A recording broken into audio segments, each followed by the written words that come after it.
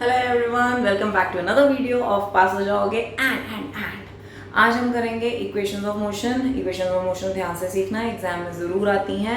और हमने जो ग्राफ सीखे थे बड़े प्यार से, बहुत सहजता से, बहुत ही विनम्रता से, जो अभी हमने लास्ट वीडियो में ग्राफ सीखे हैं, उसका मेन यूज़ यही होने वाला है। ठीक है, तो शुरू करते हैं।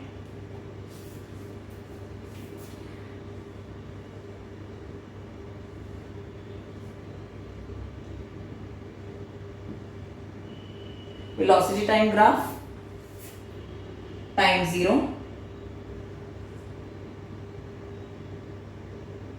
जब तक हमने मोशन स्टडी किया वो टाइम t जितना भी है, जब स्टडी करना शुरू किया था इनिशियल वेलोसिटी u, और जहां तक स्टडी किया था final velocity v।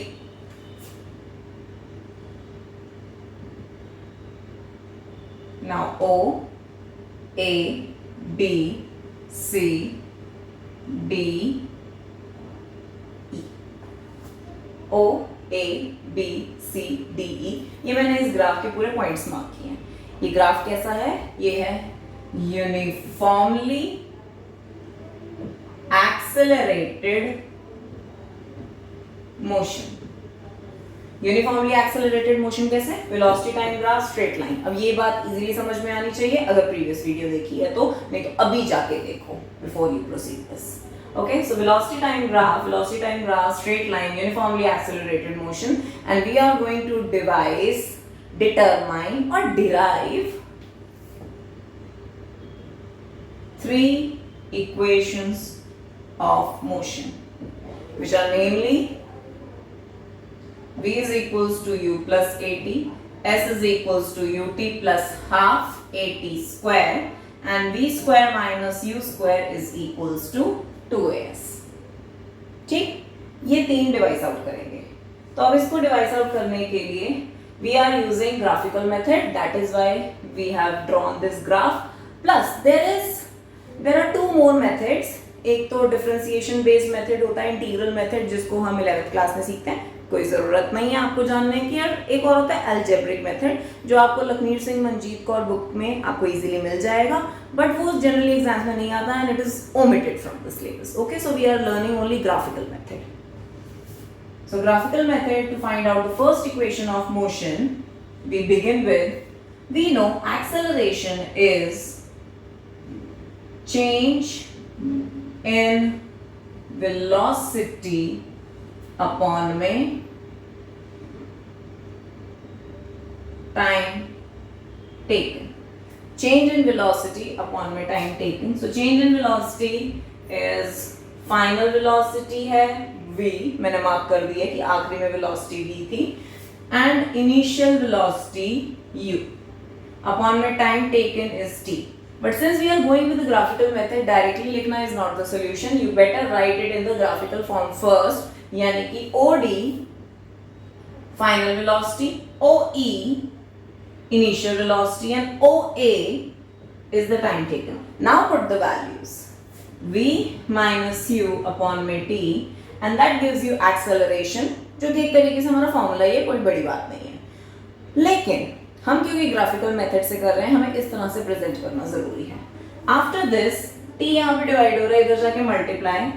So next step, at is equals to v minus u, and u इधर आ जाएगा, v is equals to u plus at। That's your first equation of motion and we are done with it.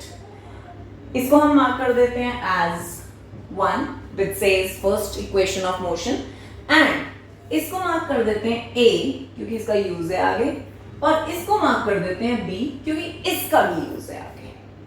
ठीक, सो A और B को मैं side पे लिख रही हूं because I will have to use it later on. A is equals to V minus U by T, and B is equals to AT is equals to V minus U। ये दो references from my first equation of motion की derivation वो मैंने यहाँ पे लिखी है, and this is only the things that you have right for derivation of first equation of motion. Exam में नहीं आती है because it is plainly the formula of acceleration. ये लोग एग्जाम में नहीं देंगे. अब जो एग्जाम्स में आने के चांसेस हैं, सेकेंड इक्वेशन एंड थर्ड, वो शुरू करते हैं. I am rubbing this one.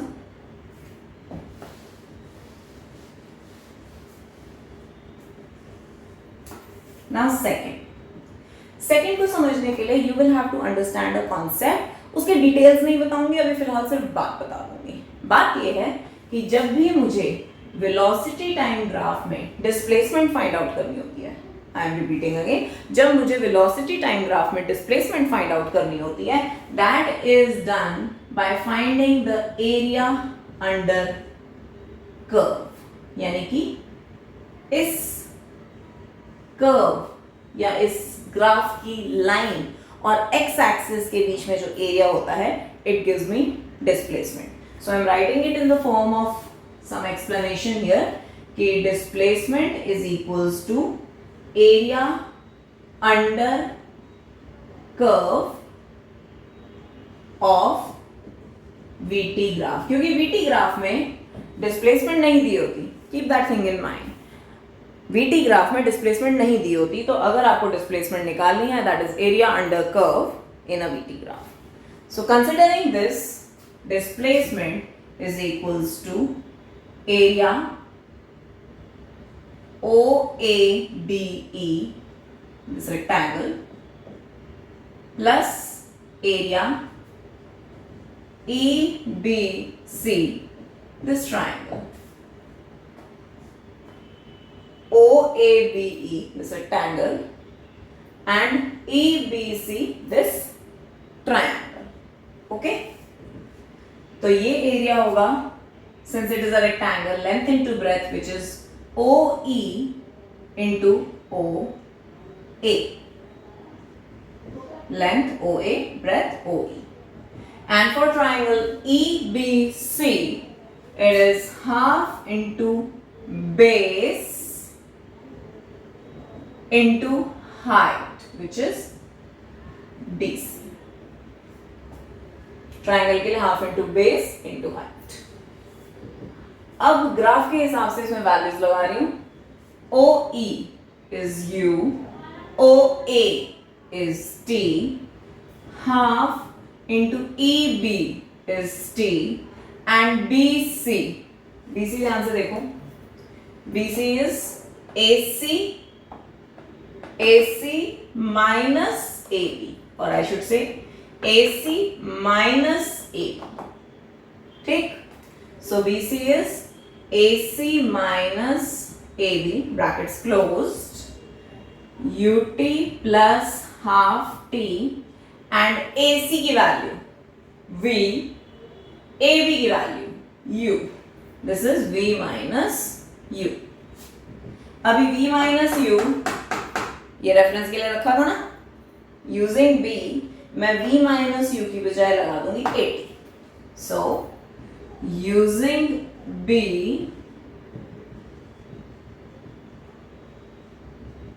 V minus U की बजाय लग जाएगा 8. Fine. And then S. So S is equals to UT plus half 80 square, and that's your second equation. Well, students ask me कि ma'am हम ये कर ही क्यों रहे हैं, हमें क्या पड़ी है ये करने की. वेल आई रिप्लाई कि देखो,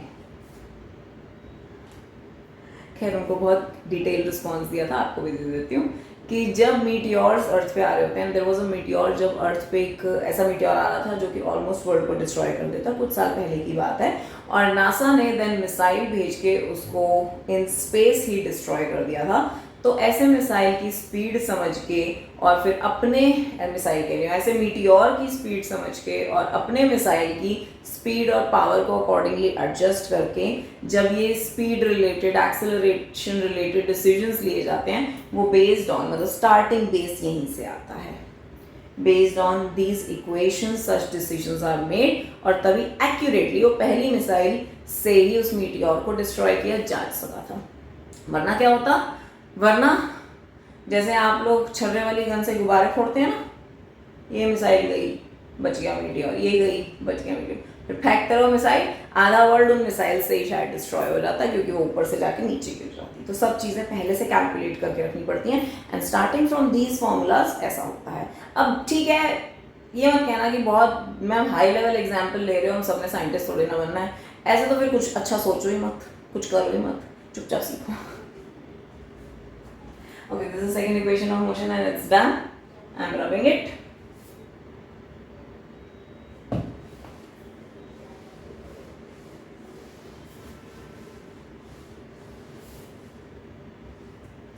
Now for the third equation of motion. इसमें भी हमें यही लॉजिक यूज करना है कि area under curve gives you displacement, but now we are going to consider the area as the area of trapezium. बचपन में याद करो ट्रेपीजियम का फॉर्मूला, सब बच्चे याद करेंगे। ट्रेपीजियम का फॉर्मूला इज, पहले मैं एरिया लिख देती हूँ, एरिया OACE। ट्रेपीजियम के एरिया का formula is half into sum of the parallel sides, लिख देते हैं चलो, sum of parallel sides into height, and according to this figure half into sum of parallel sides, parallel sides क्या है, ये और ये, so OE plus AC into height, height is OA. Now let's put the values, half into OE क्या है U, AC क्या है V, OA क्या है T, ठीक। ग्राफिकली मैंने वैल्यूज लगा दी, फॉर्मूला ट्रेपीजियम का यूज किया, और यहां पे एस लिख देते हैं। अब इस्तेमाल होगी हमारी इक्वेशन ए। इसमें अगर मैं टी इधर ले जाऊं और ए इधर ले जाऊं, so T is equals to V minus U upon A. मैं यहां पे रेफर कर देती हूं कि a is equals to v minus u upon t, therefore t is equals to v minus u upon a। ये साइड पे reference लिख सकते हैं। So using this reference, u plus v and t is equals to v minus u by a। अभी फिर से थोड़ा बचपन में पहुंचना पड़ेगा। a plus b, a minus b is a square minus b square. So this gives a square minus b square upon में a. Now इधर जा रहे हैं, it's not visible.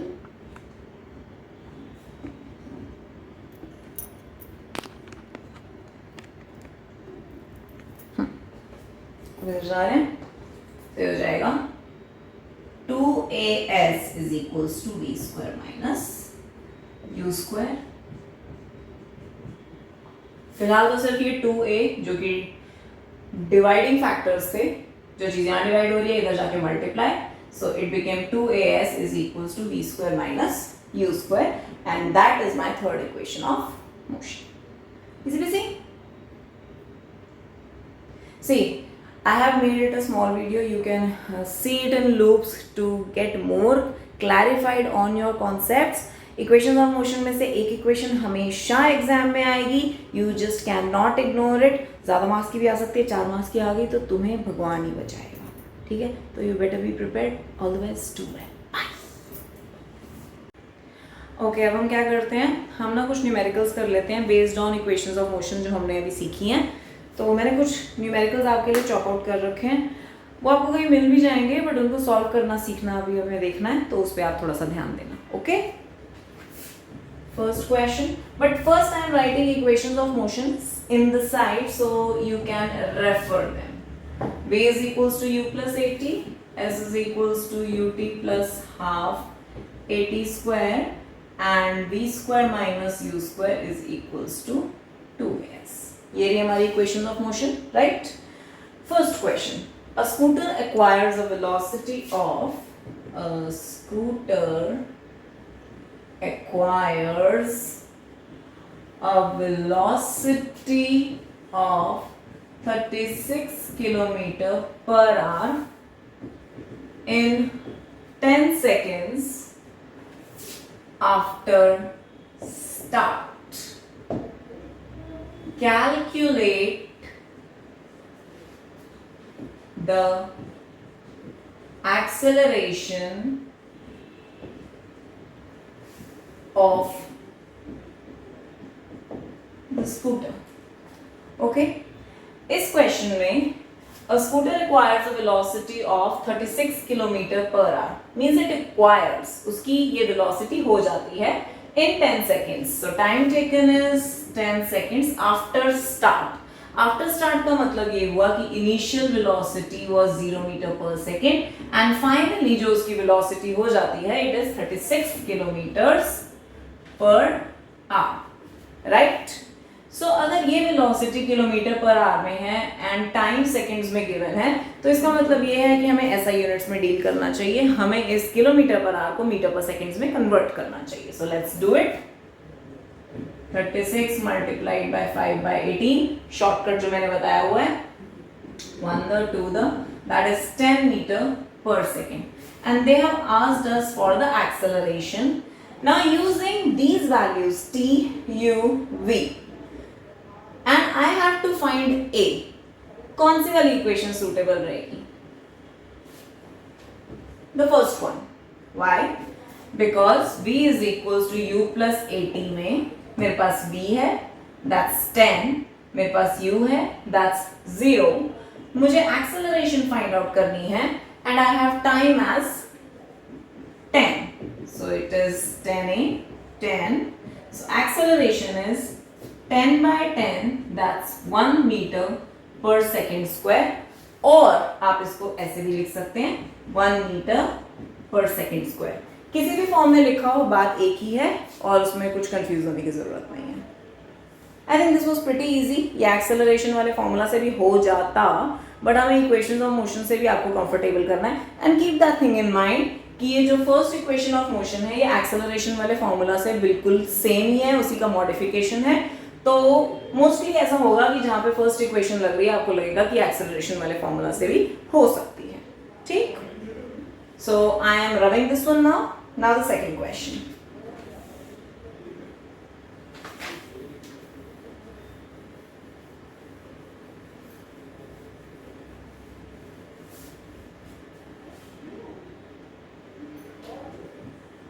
Question 2. A moving train is brought to rest within 20 seconds of applying brakes.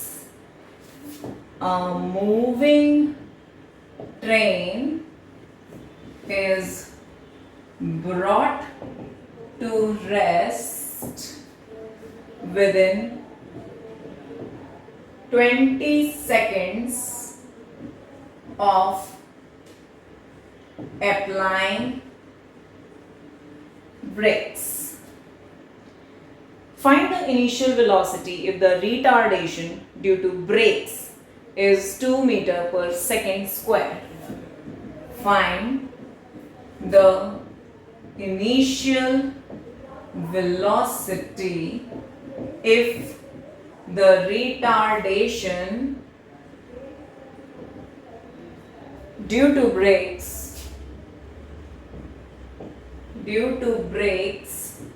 is 2 meter per second square. First of all retardation word आ गया. Retardation क्या होता है? Negative acceleration. मींस अगर देहाती में समझें तो जब स्पीड कम हो रही होती है तो एक्सेलरेशन की वैल्यू नेगेटिव आती है. कंसीडरिंग एक्सेलरेशन का formula is v minus u by T. तो v यानी फाइनल वेलोसिटी अगर कम है या जीरो है, इनकेस गाड़ी रुक रही है तो आंसर नेगेटिव आएगा. मींस जब फाइनल वेलोसिटी आपकी कम होगी acceleration is going to be negative and उसी को ही हम रिटार्डेशन बोलते हैं. So my acceleration here is minus 2 meter per second square because of retardation. Time given is 20 seconds and the train is brought to rest, means final velocity is 0 meter per second. They are asking me to find out the initial velocity. I am asked for the initial velocity. ये values मुझे फिर से first equation of motion की तरफ ही लेकर जा रही हैं. So v is equals to u plus at. v is 0, u we don't know. A is -2 and t is 20. So u इसको कैलकुलेट करके आ जाएगी 40 मीटर पर second. And that's your answer. Have a look.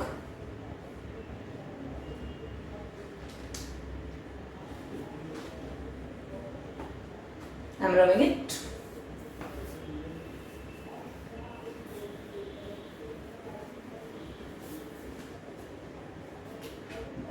Question 3, it says, a body starts to slide over horizontal surface with an initial velocity of 0.5 meter per second. Okay. A body starts to slide over a horizontal surface with an initial velocity of 0.5 meter per second due to friction. Due to friction, its initial velocity decreases at the rate of 0.05 meter per second square. It means acceleration is minus 0.05 meter per second square. How much time will the body take to stop? कितना time लगेगा उसे रुकने में? गाड़ी जो है initially 0.5 metre पर second पे चल रही है और उसे फाइनली रुकना है. उसकी स्पीड कम हो रही है 0.05 मीटर पर सेकेंड स्क्वायर, मतलब बहुत ही स्लोली उसकी स्पीड कम होती चली जा रही है. स्पीड कम हो रही है तो एक्सेलरेशन नेगेटिव.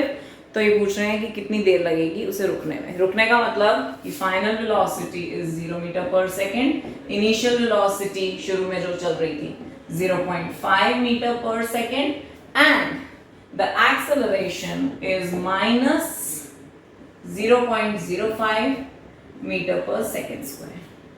Considering this, ये पूछ रहे हैं कि टाइम कितना लगेगा इसको रुकने में. I will have to see. Again मेरे पास फर्स्ट इक्वेशन ही है, यहाँ पे फर्स्ट इक्वेशन ही जा रही है. तो since they have asked for time, v is equals to u plus at. U is 0.5, acceleration is minus 0.05, time हमें निकालना है and b is 0.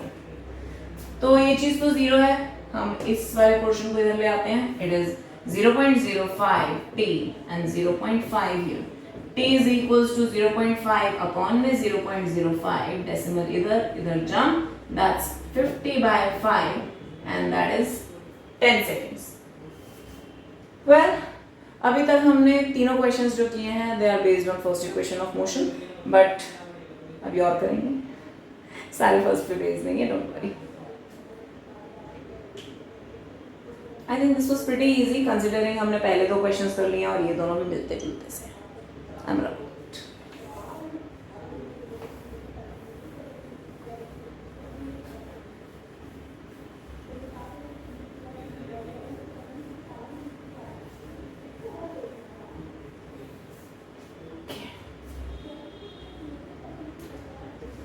Question 4.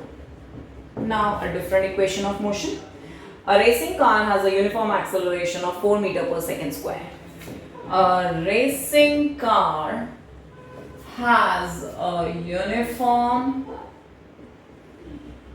acceleration of 4 meter per second square. What distance will it cover in 10 seconds after the start? Okay, acceleration. A racing car has a uniform acceleration is 4 meter per second square. Speed बढ़ रही है. What distance what distance will it cover in 10 seconds after the start? Initial velocity is 0 meter per second because the car has just started. So S is equals to ut plus half at square. U is 0, t is 10, half acceleration 4 and t square is 10 ka square.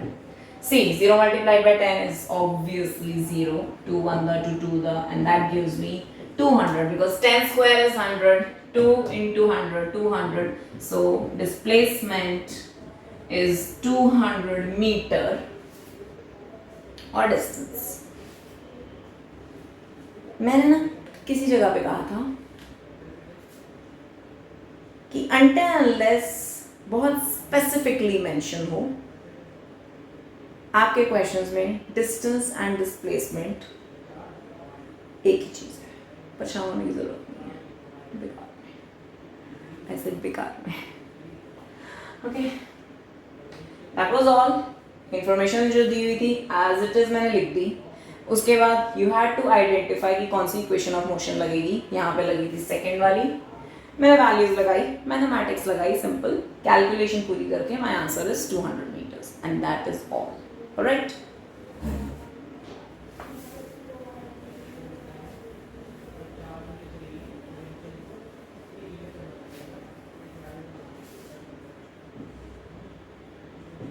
question number 5, it is a scooter moving at a speed of 10 meter per second.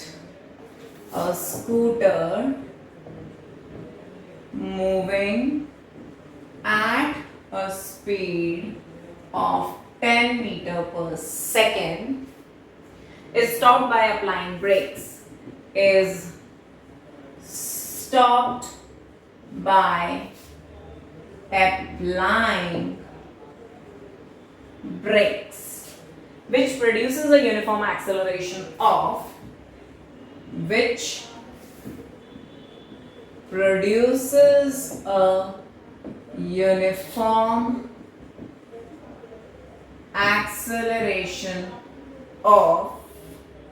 minus 0.5 meter per second square.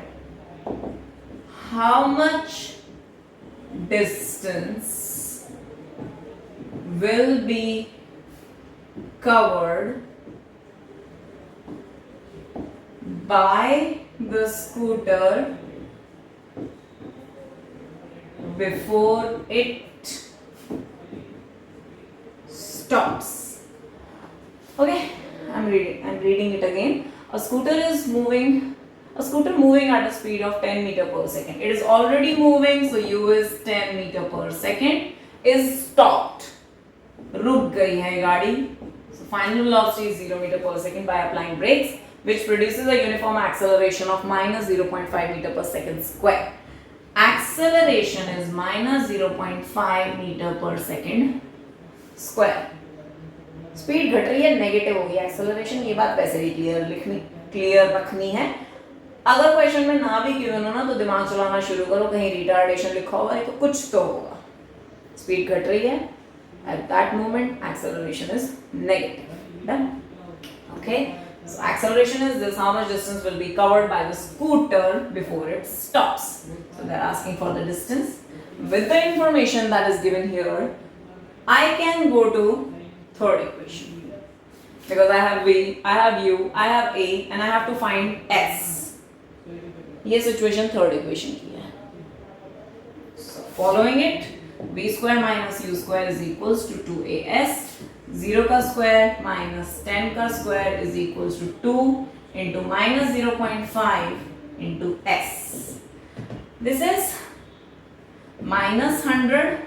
This is minus 1.0 and s 1 divide हो गए क्या कर लेगा, minus से minus गया. सो s is 100 meter and that's done. ये questions basic हैं, simple हैं. हो सकता है मैंने थोड़ा सा स्पीड से बोले हों, दोबारा से देख लेना एक बार, आ जाएंगे समझ and you'll do good. Don't worry, it's nice chapter. एक बार हाथ में आ गया then you are the king. ठीक है, see you all, take care in the next. See you all in the next video. Take care, study hard, do well, do awesome.